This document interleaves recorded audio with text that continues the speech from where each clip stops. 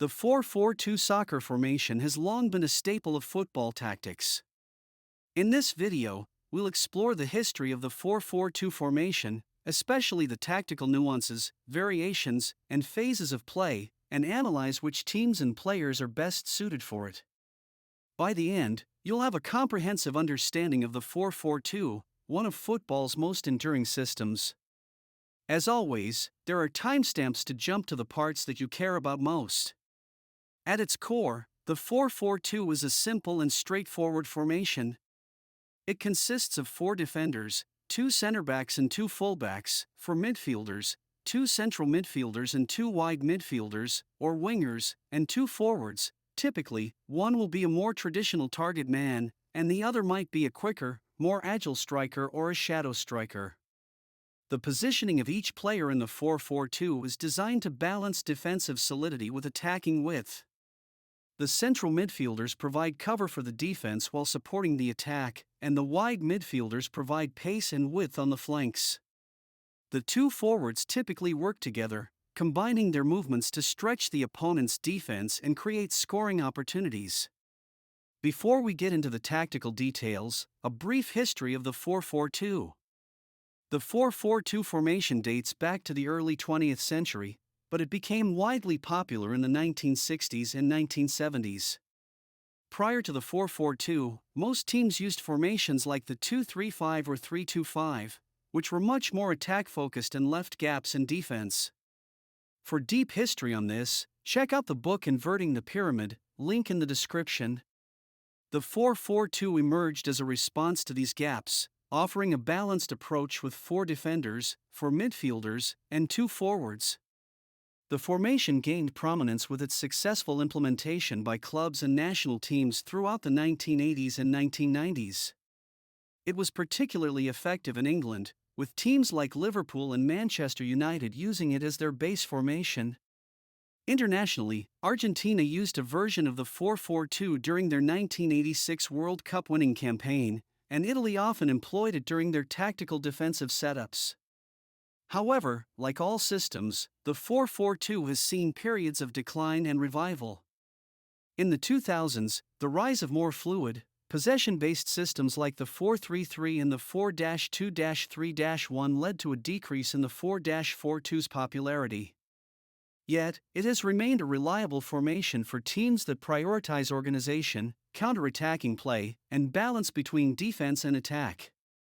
Back to the tactics. One of the first tactical decisions a manager faces when setting up in a 4-4-2 is whether to use a diamond midfield or a flat midfield. Both offer distinct tactical advantages. Diamond midfield. The diamond midfield consists of a defensive midfielder at the base, 2 central midfielders, 1 box-to-box, the other more attacking, and an attacking midfielder at the tip. This variation of the 4-4-2 offers more control over the center of the pitch and allows the team to overload the middle of the park. However, it leaves the team vulnerable to wide attacks as the wide midfielders may not be positioned to track the opponent's wingers.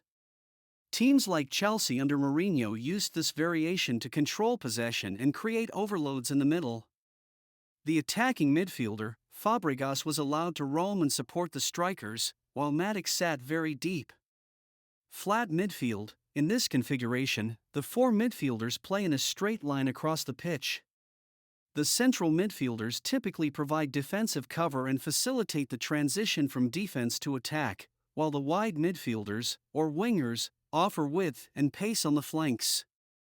This version provides a more balanced approach, especially defensively, but can sometimes struggle to dominate the central areas of the pitch. Manchester United under Sir Alex Ferguson used a flat midfield in their 4-4-2, relying on the width provided by Ryan Giggs and David Beckham to stretch opposition defenses, while central players like Paul Scholes and Roy Keane controlled the game in the middle. The forwards in a 4-4-2 can also vary significantly in their roles and responsibilities. We will look at the variations of roles in the front line, as well as the fullbacks. Fluid movement. In this variation, both forwards are mobile and interchangeable, constantly moving to confuse the opposition center-backs. This requires 2 forwards with great technical ability, pace, and understanding of each other's movements. One forward may drift into wide areas, while the other stays central, allowing for intricate link-up play. Teams like AC Milan in their heyday, with players like Shevchenko and Crespo, often displayed fluid movement between the forwards. In the 4-4-2 setup, this variation requires forwards who are comfortable in both wide and central positions.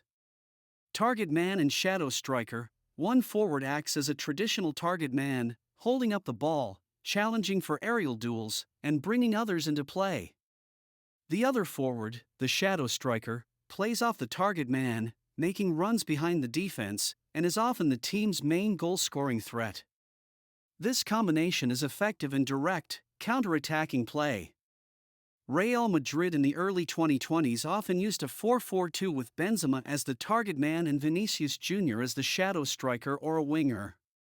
Fullbacks in the 4-4-2 have become key players in modern football, often tasked with providing width, pace, and support in both attack and defense.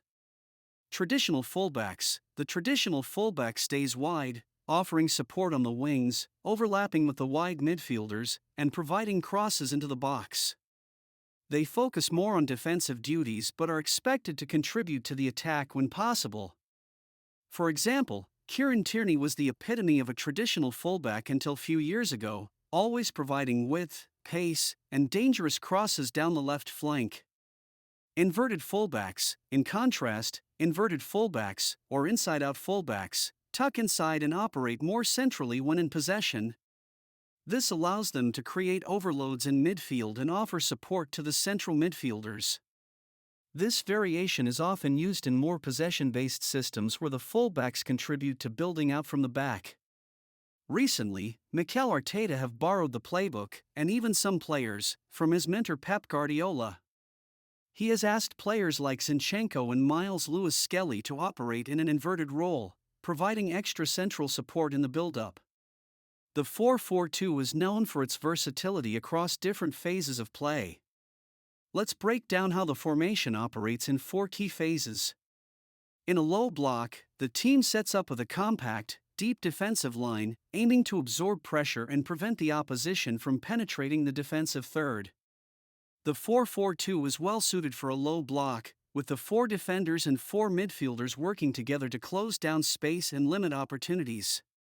The 2 forwards typically remain higher up the pitch, ready to counterattack.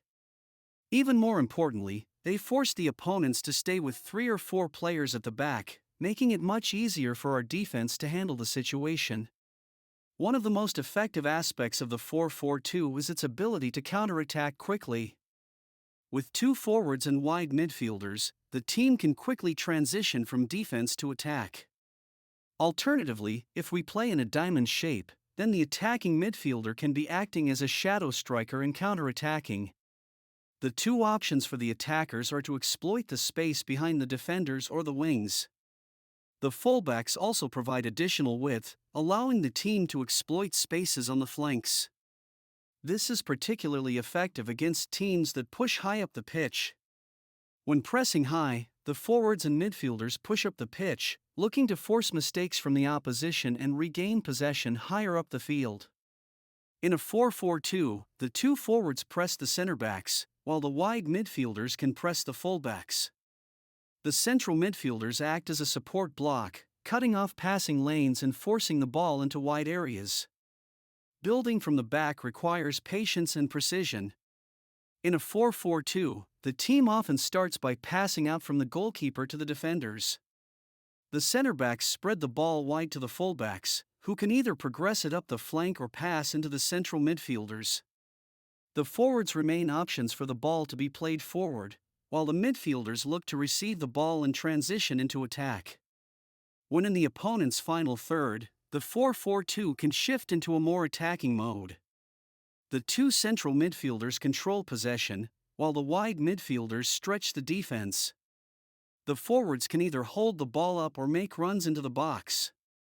This patient build-up is aimed at creating clear-cut chances, either through crosses or passes into the box. The 4-4-2 is best suited for teams that prioritize defensive organization, width in attack, and quick counterattacks. Teams with a strong target man up top and dynamic wide players are ideal candidates for this formation. The 4-4-2 can be particularly effective against possession-heavy teams, as it provides defensive solidity and the ability to counterattack quickly. Also, if a team has pacey wingers, the 4-4-2 allows them to use the width of the pitch, stretching the opposition and creating crossing opportunities. If a team has a solid defensive line and prefers to absorb pressure, the 4-4-2 can be a great choice, particularly for teams that favor a counter-attacking style. However, you have to have the right types of players to play this formation. Defensively, you must have solid center backs who are comfortable with aerial duels and distributing the ball. Fullbacks should be quick and capable of both defending and providing width and attack. If you are playing in diamond shape, then dedicated defensive midfielder is a must, as well as two box-to-box midfielders who will drift wide and come in the middle over and over again. If you are playing with flat midfielders, then you need your wide midfielders to really provide threat on the wings, but also the attackers to be part of the play. In fact, the attackers can have many combinations. A target man who can hold up the ball and win aerial battles, and a second forward with movement, vision, and finishing ability. Or potentially two lethal poachers that will benefit from the creativity in the midfield. All of those are options, but the right recipe has to come together for it to be effective.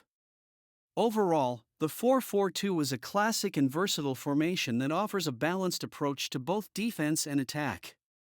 While it may not be as fashionable as other systems in modern football, its adaptability, simplicity, and effectiveness mean it will always have a place in the tactical arsenal of top teams around the world.